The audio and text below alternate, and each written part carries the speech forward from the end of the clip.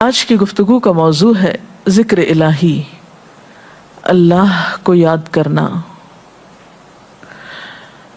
اللہ تعالیٰ کو یاد کرنا خوبصورت ترین کاموں میں سے ایک کام ہے، بہترین عبادات میں سے ایک عبادت ہے۔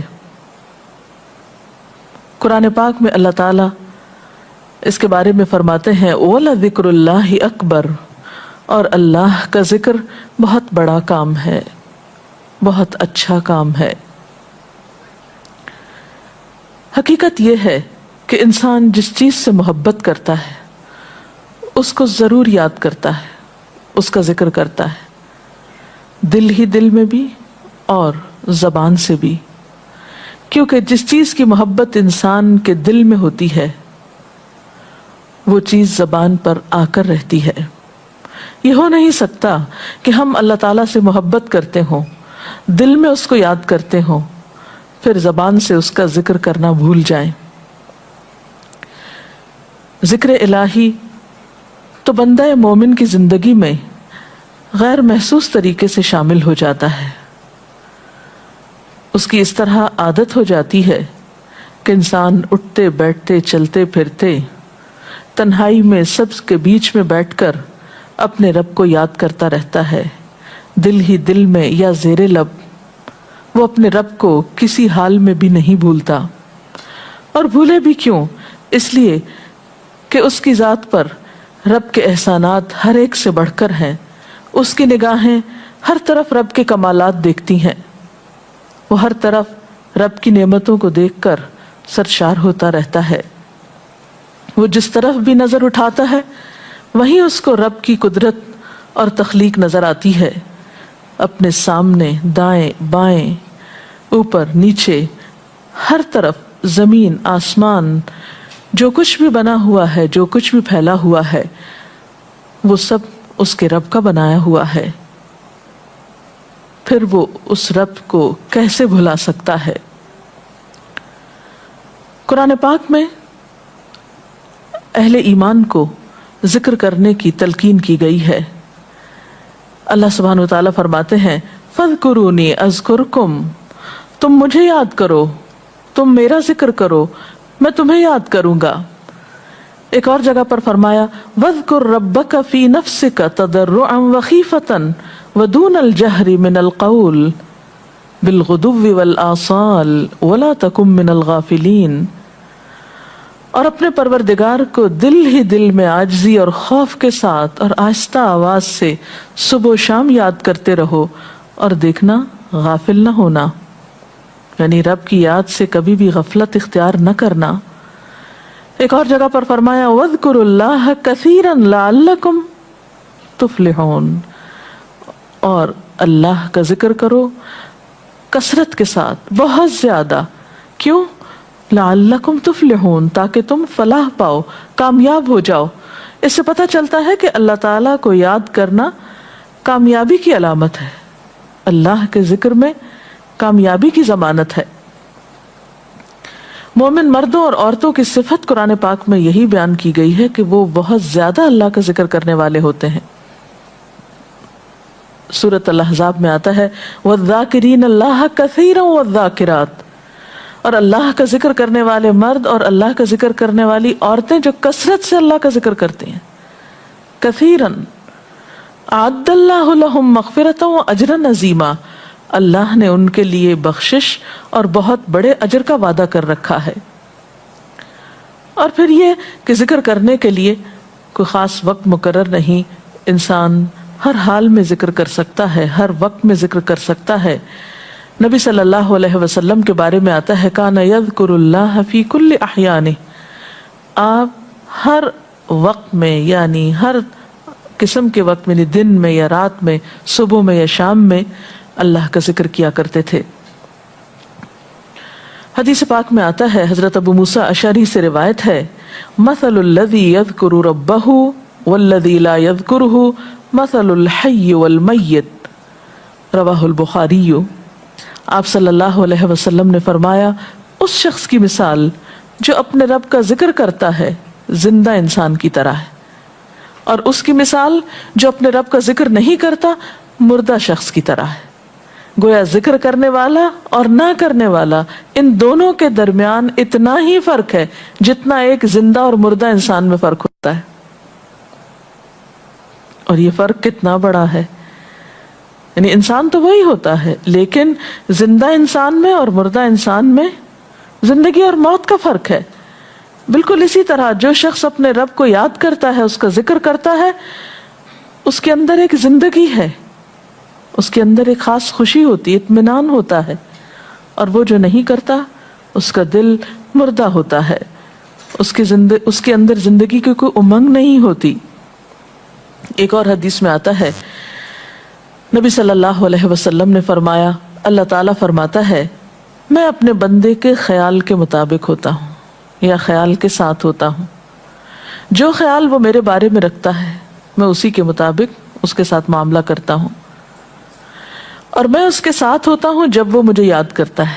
گویا ذکر کرنے والے اللہ کی مدد کے مستحق ہوتے ہیں. یعنی اللہ ایسے بندوں کے ساتھ ہوتا ہے جو ذکر کرتے رہتے ہیں. اگر وہ مجھ کو اپنے دل میں یاد کرتا ہے تو میں بھی اس کو اپنے دل میں یاد کرتا ہوں، اور اگر وہ مجھے کسی جماعت میں بیٹھ کے یعنی کسی گروپ میں یعنی پبلک میں بیٹھ کے یاد کرتا ہے تو میں اس کو اس سے بہتر جماعت میں یاد کرتا ہوں، یعنی فرشتوں کی جماعت میں یاد کرتا ہوں.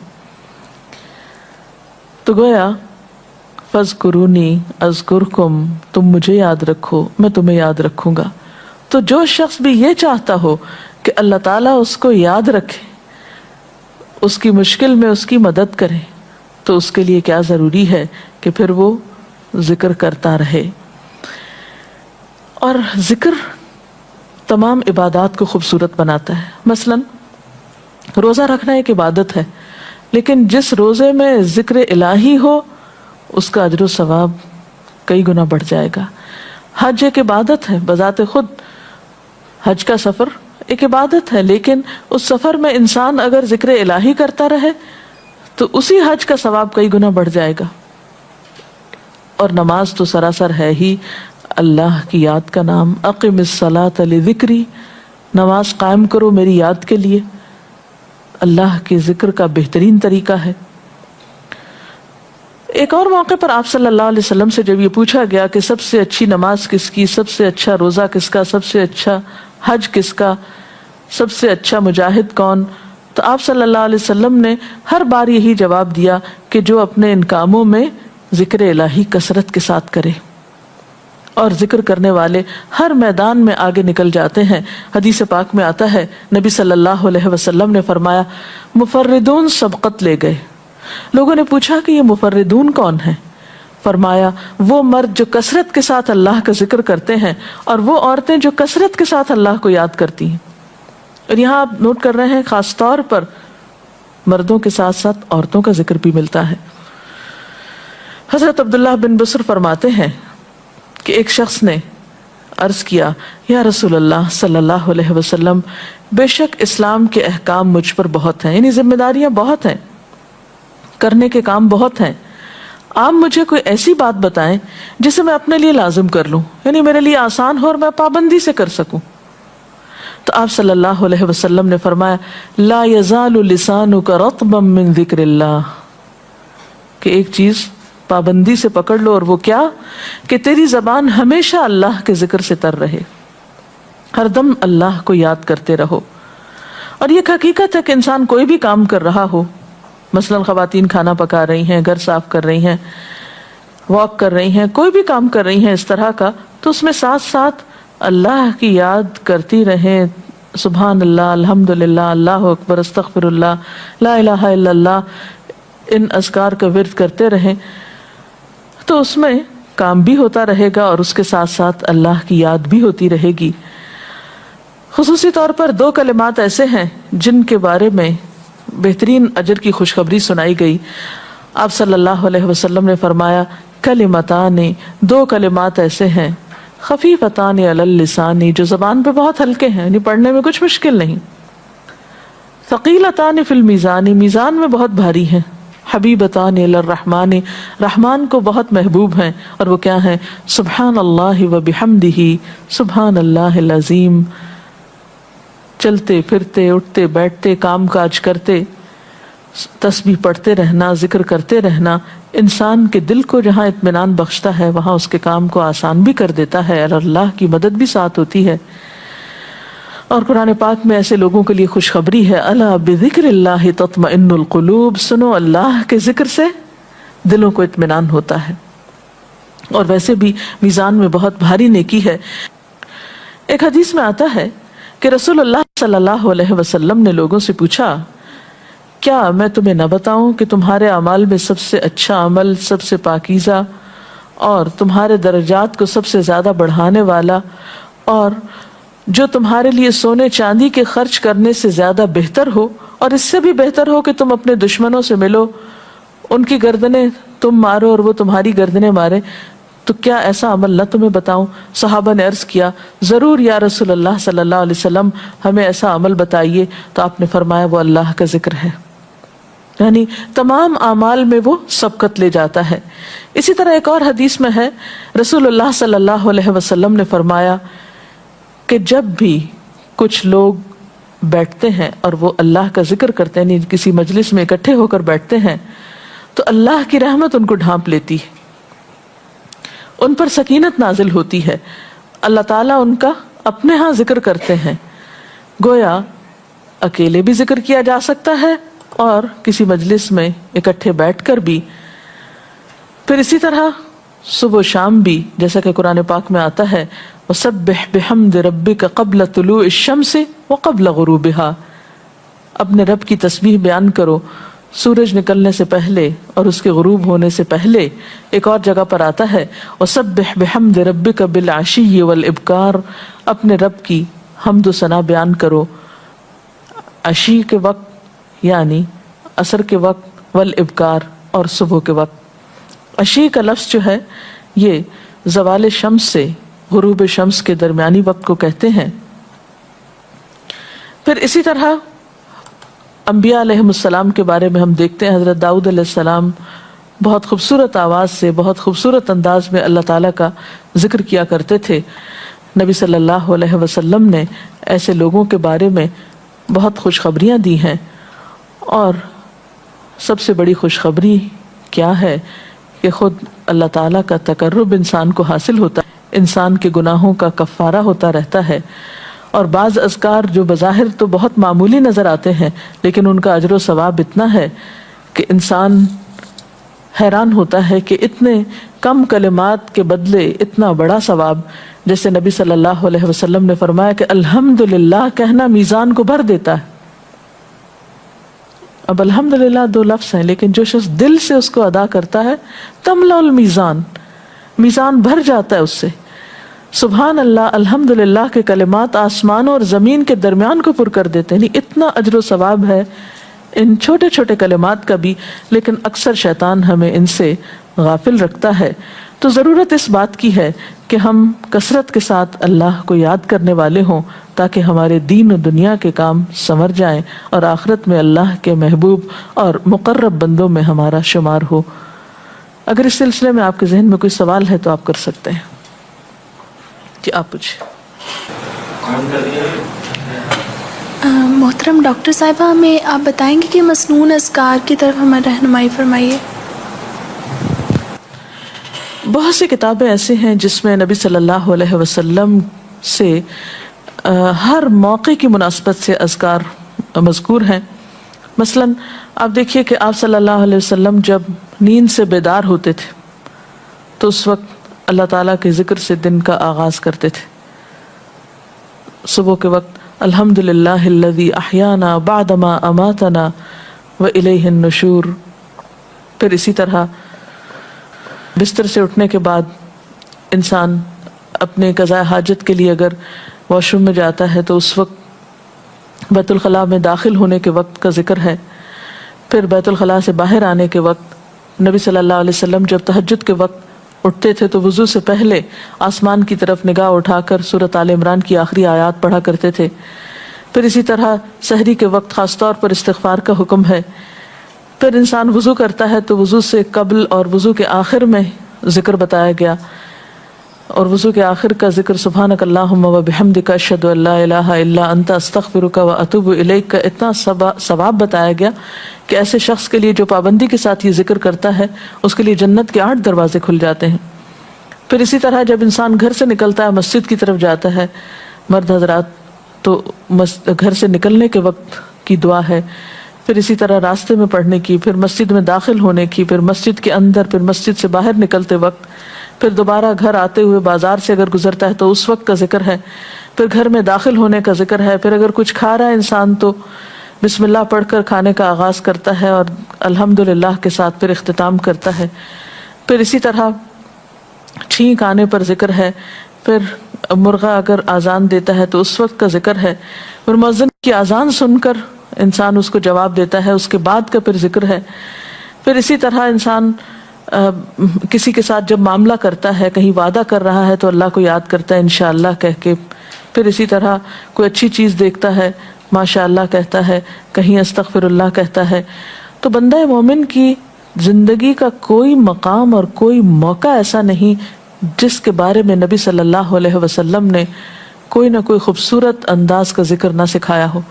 حتیٰ کہ انسان شام ہوتی ہے تو پھر صبح و شام کے اذکار ہیں، پھر اسی طرح ہر نماز کے بعد کے اذکار ہیں، تسبیحات ہیں، پھر بستر میں جاتے وقت کی دعا ہے، پھر اسی طرح اگر آپ کسی بیمار کی عیادت کرنے کے لیے گئے ہیں تو اس وقت کی دعا ہے، اگر کوئی بیمار ہو جاتا ہے تو اس کے اوپر پڑھی جانے والی دعائیں ہیں۔ یعنی کوئی بھی زندگی کا گوشہ ایسا نہیں جس میں ذکر الہی کی طرف ہمیں متوجہ نہ کیا گیا ہو۔ اور حقیقت یہ ہے کہ انسان جب اس دنیا سے رخصت ہوتا ہے اور اگر لا الہ الا اللہ پر اس کی موت آتی ہے تو انشاءاللہ اس کے لیے بشارت ہے جنت میں جانے کی، لیکن یہ اسی وقت ہو سکتا ہے جب ہم اپنے عام حالات میں ذکر کے عادی ہوں۔ یہ نہیں ہو سکتا کہ عام طور پر ہم غافل رہیں اور اچانک موت کے وقت ہمیں یاد آ جائے۔ اور بات یہ ہے کہ جس خیر پر انسان دنیا سے رخصت ہوتا ہے اسی پر پھر قیامت کے دن اٹھایا جائے گا، اس لیے ذکر کو اپنی عادت میں شامل کر لینا چاہیے۔ جی آپ پوچھیے۔ ذکر اور دعا میں کیا فرق ہے؟ کیا دعا بھی ذکر میں شامل ہے یا ذکر اور دعا دو مختلف چیزیں ہیں؟ ذکر اور دعا دونوں ایک ہی چیزیں ہیں۔ ذکر کا مطلب ہے اللہ کو یاد کرنا۔ بعض اوقات انسان صرف دل میں یاد کرتا ہے، زبان سے نہیں بھی دہراتا تو وہ بھی ذکر شمار ہوتا ہے۔ بعض اوقات انسان کوئی مسنون کلمات کہتا ہے، بعض اوقات اللہ تعالیٰ کی تعریف اپنی زبان میں بیان کرنا، یہ بھی ایک طرح سے ذکر کرنا ہوتا ہے۔ اور دعا میں خاص طور پر کسی چیز کا مطالبہ کیا جاتا ہے، یہ کچھ مانگا جاتا ہے اللہ تعالیٰ سے۔ یعنی ہر دعا ذکر ہے لیکن ہر ذکر دعا نہیں ہوتی۔ ذکر کی کئی قسمیں ہیں جن میں سے ایک دعا بھی ہے۔ جی آپ پوچھیں۔ کیا ذکر کے لیے ہر وقت باوضو رہنا ضروری ہے؟ ذکر کے لیے ہر وقت باوضو رہنے کی شرط نہیں ہے۔